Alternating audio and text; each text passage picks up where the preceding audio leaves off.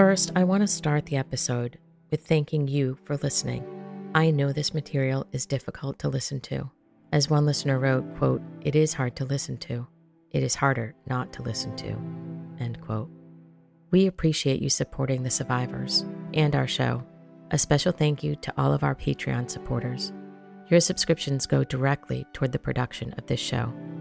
Thanks to our investigators, Lori, Corey, Tracy, Courtney, Chantel, and Thea. Keep an eye out for additional material on our Patreon. We are working on it. For those interested in learning more, go to our website, openinvestigationpodcast.com. From ABC, this is World News Tonight with Peter Jennings. Good evening. We're going to begin tonight with one of those agonizing secrets which has increasingly become the subject of national debate. Today in Massachusetts, another priest who had unlimited, unsupervised access to children was told what penalty he will pay for sexually abusing them. Today, in 1991, a clergy abuse victim, Frank Fitzpatrick, confronted Father James Porter and recorded his admissions on tape. That tape led to the arrest of Porter and the revelation that the Catholic Church had covered up Porter's crimes dating back to the 1960s. James Porter has left the priesthood now, but he admits to having abused as many as 100 children before his crimes were revealed. It's an important case because many people believe that when his accusers came forward, other victims in other cases worked up the courage to do so as well. Eventually, more than 100 victims came forward. The story was national news for a short time. And then it just died. This is Open Investigation, a true crime podcast about the search for answers to the disappearance of my childhood friend, Andy Puglisi, and the incredible story of dozens of other missing children who disappeared or were found murdered around the same time Andy vanished, all while a hidden network of human trafficking was thriving in our community. I'm your host, Melanie McLaughlin. Please keep in mind this podcast deals with crimes against children, which may be triggering for some. Please take care. This is Episode 5, Pedophile Priest. Act 1, Early Reporting. By the mid-1990s, people started to contact me who'd been molested by priests of the Boston Archdiocese. Here's attorney Eric MacLeish, who represented many of the clergy abuse survivors. Cardinal Law, who was slated to be the first American pope, and by far and away the most powerful person in Massachusetts, was up on the pulpit at Holy Cross Cathedral denying that there was any problem in the Boston Archdiocese and attacking the Porter victims in the Boston Globe for besmirching the good name of priests. Well, in his own backyard, there were dozens of priests that had sexually abused children. People were still very reluctant to come forward at that time. I don't think anybody understood the massive scale of this problem and how they kept it hidden. I knew that there was a big problem out there with Roman Catholic priests molesting children. I didn't understand the scale of it. I didn't understand the interconnection of how, these people all knew each other. MacLeish decided to take action. And I wrote the letter for the Archdiocese of Boston listing 25 priests that I had credible claims of abuse against. But my real reason was so I could send a copy of it to the Boston Globe. And they were forced to publish it. They put it on page 46 of the Metro section. They just buried it. I disclosed to the Boston Globe the names of all these priests in 1993. And the editor of the Boston Globe called me up and said, "We're not going to do any more priest abuse stories." People didn't want to hear about this. MacLeish's efforts are a major plotline in the Oscar-winning film Spotlight about the Boston Globe's groundbreaking investigation into the clergy abuse scandal.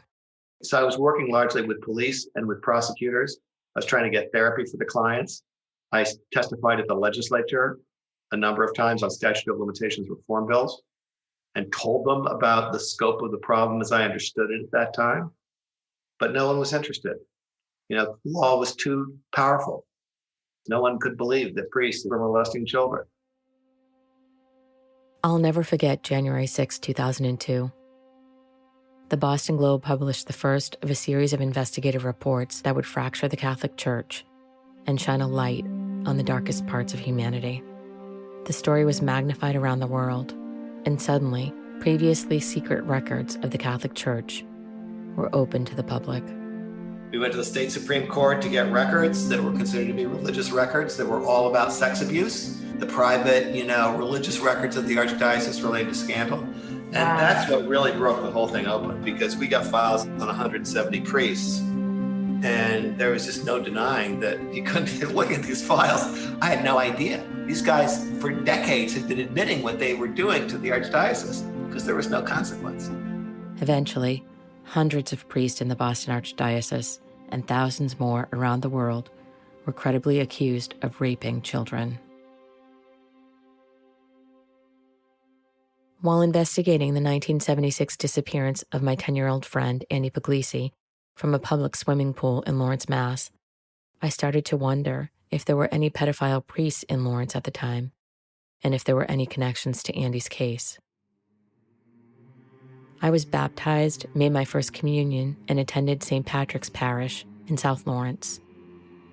In May of 2017, the Eagle Tribune reported on clergy abuse at St. Patrick's and at Central Catholic High School, also in Lawrence. In 2018, the Eagle Tribune reported 3 victims had come forward to accuse Father John Gallagher of St. Mary's of abuse. Then, in 2020, 11 victims settled a legal dispute with the Catholic Church for $1.4 million for abuse by Father Gallagher at St. Mary's School. These victims at St. Mary's were abused in the 1970s by Father John Gallagher. According to the Boston Herald, the victims were between 8 and 14 years old. Here's one of the survivors from St. Mary's. I was in the 5th grade. This is 73. Father Gallagher was the coach of the swim team and the basketball team, and he sexually abused me and all my friends. Turns out girls and boys, 5th grade, 6th grade, 7th grade. And he kind of normalized that behavior because he did it to everybody in view of everyone else. And he would, finish with one girl and then say, go send out so-and-so. Like, we were groomed, and, he was a priest, and we were kind of trapped in this behavior. So I feel really guilty that I go into the girls' room and say, Father Gallagher wants you. I told in the spring of 1977, I told a nun, went home, told my mom. She called the pastor. We reported Father Gallagher at least 9 different times, and they didn't do anything. In 2018, there was an article in the Tribune about 3 of my classmates having come forward and worked with Mitch Garabedian, and that blew my world open. Mitch Garabedian is a well-known attorney for clergy abuse victims. He also had a significant role in the Academy Award-winning film Spotlight. Mitch's character was played by the actor Stanley Tucci. So I did the intake interview with Mitch, and one of the questions was, and I was like, I've got this, no problem, blah, blah, blah. And, Mitch says, marital status, single, ever married? No. When was the last time you had a date? 30 years ago. He's like, intimacy problems. So I was like, no. Well, okay, maybe. And then he asked me if I had any tattoos or cuttings or had any of those kinds of behaviors. And I scoffed. And I was like, no, I'm too educated. I'm too self-aware for any of that kind of thing. The next day I was sitting in my office at work, and I ripped a scab off my arm. And I realized that I have thousands of scars on my body, that I've been ripping small pieces of flesh off myself for years, decades. And my whole universe shifted. I called Mitch back and I was like, I need the referral to the therapist because I don't have this. The victim began therapy and shared with us how, over time, she was able to recall additional memories. She consulted with her therapist before sharing this story with us. She asked that we include all of the details here because she wants the community to know exactly what happened to her and likely to multiple other children in Lawrence, Mass. And elsewhere. Father Gallagher had been my swim coach, my basketball coach for several years. He abuse me and my teammates and my friends, sometimes in front of me. And most of the time, the abuse was outer course, where he would place a child on his lap, facing him astride, and grind his groin against the kid and pet and kiss and murmur directions. He told me once that if I didn't improve my technique, that the boys weren't going to like my French kissing. And this became very normal. The victim shares how Father Gallagher would abuse children in front of each other to normalize the behavior. And he had frequent access to several children through swim meets, basketball practices, and outings in Massachusetts and across state lines. He would often give the children small jobs and pay them for their work, making them feel important. The summer before 6th grade, Father Gallagher called the victim's home to see if she wanted to earn money being his golf caddy. So I was 11. I was still a little kid, ponytails. I had nothing better to do on this August day. And he called the house and asked if I would caddy golf for him, and I said I would. I remember he came to the house and he beeped in the driveway and he picked me up and we went to the golf course in Methuen. And then he took a route home through Salem, New Hampshire, rather than to my parents' house, and I couldn't understand why. And we ended up at the rectory at St. Mary's Church, and he explained to me that we had to go in to do something. And we went in from the parking lot behind the church and descended the stairs into the basement and went into his office. And his office was fairly empty. And it was weird because there wasn't a telephone or anything on the desk. There was a big wooden desk with the chair under the basement small window. And the door had one of those overhanging glass windows at the door. And he sat down in the chair, and the chair was a wooden rolling chair with arms. And, I thought, oh, well, he's not going to put me on his lap because those arms will be in the way. And he took me by the wrist and he told me that if I behaved, I would be okay. And, he brushed my hair. And then, up to this point, this is a memory I always had. What happened next were memories that I didn't recover until my late 50s. With the help of my therapist. But I knew that something very, very bad happened that day, but I couldn't remember what it was. Please be advised what the victim is about to share here is explicit CSA, child sex abuse details. We include the entire story in this episode at the victim's request, and so listeners can truly understand the depravity and organized nature of the abuse. If you want to skip this section, you can fast forward about 3 minutes. So what ended up happening, a teenage boy came in, and I'm not sure how much detail to go in here. I was made to undress, and he orally raped me. And he ejaculated on my face. And at some point, I was blindfolded, and another adult man came into the room, and I was anally penetrated. And while being blindfolded, I perceived flashes of light. And I now believe that this was a gang rape photo shoot. Father Gallagher told me that, if I behaved, I would be okay, not to make it difficult on myself. And when it was over, I was allowed to leave, and I walked home. I took a shower and put my clothes in the laundry and grabbed a Nancy Drew book and climbed a tree to hide out, pretending to read. I didn't think. It was just sheer, raw survival terror.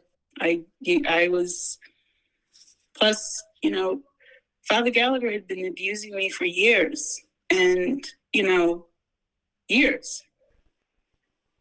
And kind of the dissociation skill kicked in. I remember when I decided to engage Mitch Garabedian and go into mediation with the church on this, I went and drove over to St. Mary's and I peered from the glass doors to the gym.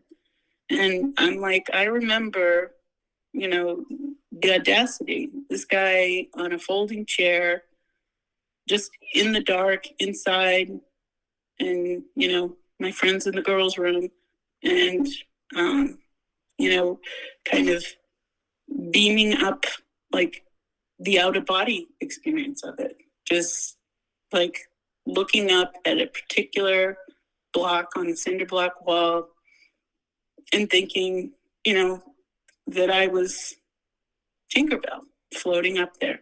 I wasn't this little doll being bounced on this priest's balls.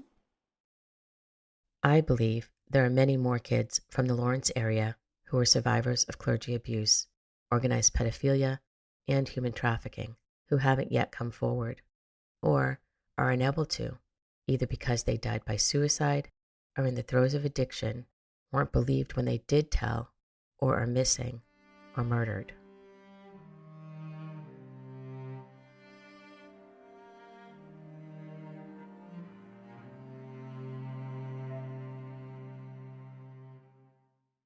If you or someone you know is a victim of child sex abuse, please reach out to the National Sex Abuse Hotline. It's available 24/7 for free. The number is 1-800-656-HOPE.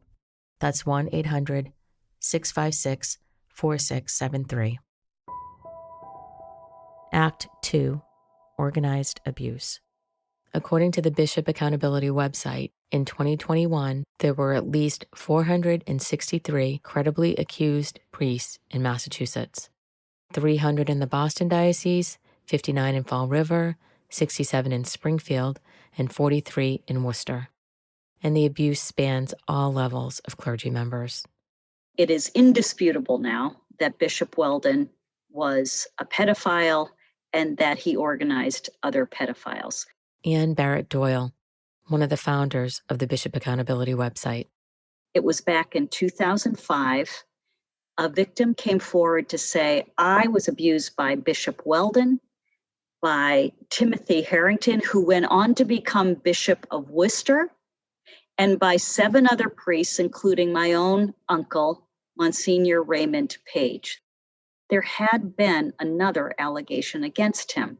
This victim recalls being pulled into a room by Bishop Weldon, who had orchestrated a gang rape. This is in the Springfield Diocese. It never got any traction whatsoever because, number one, who's abused by 7 or 8 priests? That sounds ridiculous. Accusing 2 bishops, really? And this guy was in a Texas prison for murder. None of that contradicts. In fact, it all can be seen also as evidence of a victim, but it never got traction until 2018 and 2019. This very credible victim comes forward and accuses Bishop Weldon, now confers credibility on that 2005 victim, which in turn suggests that Worcester also, for 10 years, from 1983 to 1994, was run by a bishop who was a child abuser. But even today, not all clergy who are accused are included on lists provided by the Catholic Church. Ever since Cardinal O'Malley took over 18 years ago, everything has been quiet. He has such credibility with the press and with prosecutors that there is an assumption that we know everything we need to know. No new files have been released since 2003. We don't know anything about the dozens and dozens of priests who've been credibly accused since then. Ann Barrett Doyle advocates for a statewide grand jury investigation of the Catholic Church in Massachusetts, something that has been done in multiple other states, but not Massachusetts, which we know was the epicenter of the clergy abuse crisis in America. I mean, the Springfield Diocese is a case study calling the Attorney General to do a statewide grand jury investigation of abuse in the Catholic Church and why this is needed. Nobody is putting this together and saying, what does this mean for Massachusetts? While I was researching the history of clergy abuse in Massachusetts, I discovered a 2005 article in the Springfield Republican about a pedophile ring involving priests and the murder of a 13-year-old altar boy named Danny Croteau. In the article, former Massachusetts State Trooper, now private detective R.C. Stevens, says, quote, "These priests formed their own internet before any internet existed. It allowed them to exchange information and strategies, share children, and rid themselves of them." End quote. This was the first time I saw reports in print of pedophile rings involving priests sharing and trafficking children. Here's R.C. Stevens. Well, my background comes from the Department of State Police. I was approached by the Springfield Republican, the editor at the time. And naturally, he was interested in trying to bring the case back to life and asked if we would be interested in developing an investigation to reopen the case. We had collaborated with one of the foremost experts in Massachusetts with respect to pedophiles. And with his help and our research, it painted the picture that there had to be some coordinated effort for individuals to communicate, even back in the late 60s, early 70s. And what we were getting was an understanding that in seminary, there was an ability to identify certain aspects of individuals. Were they straight? Were they gay? Were they pedophiles? Our understanding was there was actually almost a separation of those individuals in seminary. Once out of the seminary, they were communicating. There was a group called the Holy 11. And the Holy 11 were 11 priests, many of whom are listed as abusers today, that were members of this group. They had to be able to communicate. As they do today, they communicate with the internet. They communicate with social media. Late 60s, early 70s, they didn't have that ability. So they had to meet. They met in groups, and they were pretty close to each other in those groups. There was a kind of a passing of children.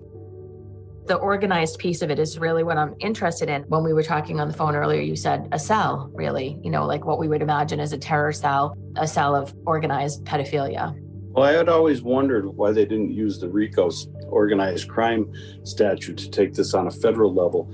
They meet the criteria for RICO, racketeering influenced organized crime. They meet the criteria by transporting children across state lines for the means of sex, it's prostitution. They meet it. Why aren't the feds starting a grand jury and starting a RICO case on this stuff? There doesn't seem to be any consequences for the church, and I think that's the problem. There are none. Do you think Danny's case is ever going to be solved? I think it could be. There's still a few people alive here. Well, that's the thing, is they're dying, though, Right. by the day. As it turned out, Father Levine did die, just one day before the Hampton County District Attorney set out to arrest him for the murder of 13-year-old Danny Croteau, almost 50 years after the crime. Here's the Hampton County District Attorney's press conference from May of 2021. The following is only a small compilation of his incriminating admissions, but I suggest the following provides a clear picture, even 49 years later, that Danny Croteau died at the hands of Richard Levine. Here are his own words. When Matthew was speaking about Danny Croteau 2 days ago, he was a strange, interesting kid. Not too bright. Always trying to make jokes about things. And if you didn't answer, he increased his voice. You turn around and feel like saying, "Will you shut up?" Explain to me how you came across the body. I just saw it floating. You saw it floating. And how did you know it was Danny? The way it was dressed. And what did you do after you saw the body in the water? I don't remember what I did. Did you tell the police? I don't believe I did. I don't believe you did either. Levine at times was cagey and evasive, continuing his long-running attempts to mislead and distract investigators. He made several statements to indicate that he was the last person to see Danny Croteau alive, that he brought him to the riverbank on April 14, 1972, that he physically assaulted him there. And after leaving Danny there, in his words, and returning a short time later, he saw Danny floating face down in the river. Based on the accumulation of evidence, and in particular, those admissions, as a prosecutor, I believe that I was fulfilling my ethical duties by moving for the charge of murder against Richard Levine. It felt like a huge turning point. For the first time in the history of the clergy abuse crisis, a priest was named as having murdered a 13-year-old altar boy. But what you didn't hear was that the Danny Croteau case would be closed because Father Richard Levine was dead. No one would look into the Holy 11 or the organized nature of clergy abuse that R.C. Stevens reported on. You can read more about the murder of Danny Croteau in a book titled Death of an Altar Boy, The Unsolved Murder of Danny Croteau and the Culture of Abuse in the Catholic Church by E.J. Fleming. Andy Puglisi is one of dozens of children who went missing or were found murdered in Massachusetts in the 1970s and whose cases remain unsolved. If you have information about Andy or any of the unsolved cases of missing or murdered children, please call 1-855-MA-SOLVE. That's 1-855-MA-SOLVE. That's the number for the Unresolved Case Unit for the Massachusetts State Police. You can always also contact the National Center for Missing and Exploited Children. That number is 1-800-THE-LOST. Act 3. Priests and Others. I started investigating Andy Puglisi's disappearance in 1998. I was 32 years old. A short time after I started working on the documentary, Have You Seen Andy?, a Boston Globe reporter named Judith Gaines followed me for months. She wrote a series of stories about the project, and in July of 1999, they were published on the cover of the Boston Globe's Metro section every day for a week. A woman named Paula Erickson contacted the Globe, asking to be put in touch with me. I sometimes think of Paula as an original whistleblower, but people didn't listen, either because the whistle was too loud or went on too long. Paula had been a therapist at the Bridgewater Treatment Center for the Sexually Dangerous, a medium-security facility in Massachusetts, housing men convicted of sex crimes and deemed too dangerous for release. This is an interview with Paula from 2000. The place was rampant with drugs and violence. There was child pornography. There was adult pornography. There were members of NAMBLA.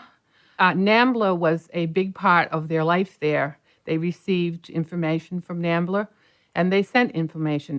NAMBLA, the North American Man-Boy Love Association, is an international organization of men who advocate for the right to have sex with boys. There was a man in there by the name of Richard Peluso, who was brought in with a man named Frank Damiano, who were card-carrying members of what became NAMBLA. Richard Peluso openly signed up many, many people at the treatment center. Paula Erickson claimed the Bridgewater Treatment Center was corrupt and that most of the prisoners were part of an organized network of pedophiles. This same treatment center held Wayne W. Chapman, a convicted serial pedophile with a penchant for child pornography and the main suspect in the abduction of my childhood friend, Andy Puglisi. Chapman was what we call a fixated, regressed pedophile. That means that their main interest in sexual partners is children. It means that it is compulsive. It means that there is a fixated rape or molestation fantasy that goes on almost all the time. The average fixated regressed pedophile has between 400 and 500 different victims. And if that wasn't enough, Paula also claimed Catholic priests were part of these organized networks of pedophiles. To be clear, Paula Erickson made these allegations before the Boston Globe Spotlight team broke the story of clergy abuse in 2002. This is from a civil action in Boston, Suffolk County. Quote, John Doe II was walking his dog and encountered Thomas Reeves, who later became one of the outspoken founders for the North American Man-Boy Love Association, NAMBLA. At the time, John Doe II was a 15-year-old high school student. Mr. Reeves referred John Doe II to Father Paul Shanley. Father Shanley promptly resumed his sexual abuse of John Doe II and began sending him out to have sex with other men. End quote. I had maybe 50 cases involving Paul Shanley. Attorney Eric MacLeish. He was a street priest. He was affiliated with an organization called Bridge Over Troubled Waters, which gave him some credentials. Father Paul Shanley was characterized as a charismatic street priest, a Pied Piper of sorts, who worked with social service agencies under the pretense of helping boys referred to as throwaway kids. And he would hang around at the bus station with others. I don't know who they were, others. And kids would be, typically running away from home because his families had largely rejected them. All boys would be, taken by him. He had a collar on, and he wouldn't rape them immediately. He was a very clever guy. He would groom them. He would praise them. Then the sex would start. And it would start with fondling, and then it would go into full scale, other people there, not necessarily priests. Shanley was involved with a camp for disabled children in New Hampshire, where it was alleged he sexually abused and shared many children with adults. In one of many affidavits, a child describes a camera lens mounted into the ceiling over Shanley's bed. Another one of Shanley's victims delivered envelopes on a weekly basis between Lowell and Revere, Massachusetts. In 1977, NAMBLA was founded in Revere, and it was reported that Father Shanley gave a lecture at one of NAMBLA's first national conferences. Despite all they knew about Shanley's history and association with NAMBLA, the church did not put any restrictions on Shanley's access to children and simply reassigned him to other parishes where he continued to rape boys. Shanley was part of the St. John's Seminary class, I believe it was 1962, which had such well-known predators as Joseph Birmingham, Bernard Lane. They were among the most hardcore pedophiles that I've ever run across still to this day. These priests were raping children. How could you have that many people involved in sexual misconduct with children and not have some organization that's supporting them? To say that they weren't organized just defies, to me, all sense of logic. Here's another affidavit claiming Father Paul Shanley raped children with other priests. Quote, in September of 1970, the weekend prior to my 14th birthday, Father Curran took me to the Twin Donut Shop. There, Father Curran introduced me to Father Paul Shanley. While one priest abused me, the other would watch. End quote. Imagine my shock when I discovered that the Father Curran mentioned in the affidavit is Father Tom Curran from Lawrence, Massachusetts. His sister lived across the street from the pool where Andy disappeared and was the mother of a large and prominent Irish Catholic family. I knew her. Father Curran is the uncle of several of my childhood friends from Lawrence, and he still lives in the area. So in 2021, I decided to find Father Tom Curran. He lives in a small, two-family house next door to an Episcopal church. To my surprise, he invited me in and we spoke for an hour. It was a bright sunny day, but the shades were drawn tightly. It was dark and everything smelled of cigarettes. There was a large cross mounted on the wall with a Bible laid open. I told Father Curran Andy's story, which he claimed to have never heard before. Then he nonchalantly responded that Andy was dead and that I would never find him. He insisted he knew this because he had been a prison chaplain, and according to him, that's what happens to kidnapped children. He also said they sell children for child pornography, and once they get too old, they kill them. When I asked who they are, he responded, "You know, people who have sex slaves," and smiled. Earlier in our conversation, Father Curran mentioned he had been accused of groping an altar boy. On my way out the door, I asked if he had ever been accused more than once. He said only that one time. However, Father Tom Curran had been accused at least twice, once in 2002 and again in 2010. Father Curran was placed on administrative leave from 2002 until 2007, when the Archdiocese deemed the first accusation unsubstantiated. But when the second accusation was made in 2010, Boston's Cardinal Sean O'Malley released a statement to the press. Quote, "It is with great sadness that we announce these additional allegations of sexual abuse," end quote, and Father Curran's ministry was restricted. Father Curran told me he was on disability leave. A national association of men advocating for the right to have sex with boys, a local ring of child prostitution and child pornography, and organized systemic clergy abuse, all related to Lawrence, Mass., all somehow connected to the last person seen walking away from the pool with Andy, Wayne W. Chapman. It's easier to dismiss these stories than to believe them. They're just so painful. But if we don't believe the survivors, how can we ever change the system? I hope by hearing some of these stories of child abuse, others will come forward, either to their therapist or families, even law enforcement, so that they might find healing and realize they're not alone. We will close this episode with another story of a boy from the Lawrence area, a boy abused by a priest who is still practicing in Merrimack Valley. The boy, now man, filed a police report, but because of the statute of limitations and the refusal of the priest's order to look into the matter, the priest has never formally been investigated by the Archdiocese. We expect we'll tell you more about this case in the future. Here's what the man has to say today. It's just the secret. It's the secret you carry. Is like it's like we share a secret. I mean, he probably knows a lot that I'm not going to say anything, and obviously, I mean, who would want to say anything? You know what I mean? And I know it's not my fault as much as everyone says that, but it's one of the hardest things I carry, to be honest with you. You know, I've never been a weak person, and it makes me feel weak. But then again, it's just stuff that I continue to work on in therapy.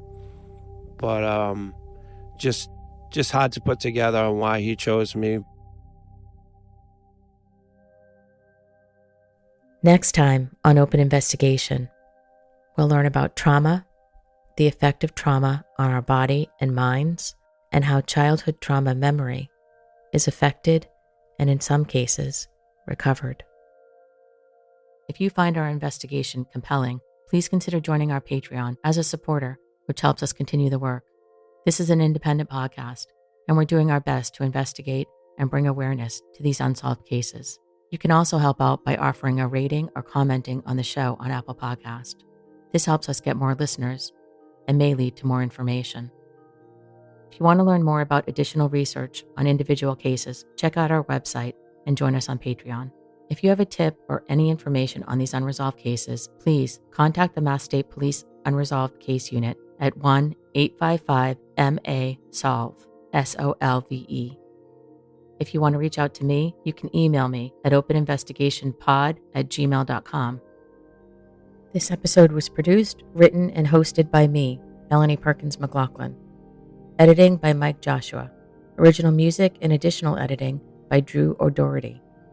Sound design and additional editing by Kenny Cusiak and George Drabing Hicks. Consulting producer, Angel Wood from Crimes of the Truest Kind. Graphics and website by Cheryl Crawford Design and Justin Strasberg. Research by Melissa Ellen and Maggie Schneider. Production assistance by Darren McFadden, Sarah Rumenap, and Alexandra Vega. Our social media producer is Carla DiStefano. And special thanks to George. You know who you are.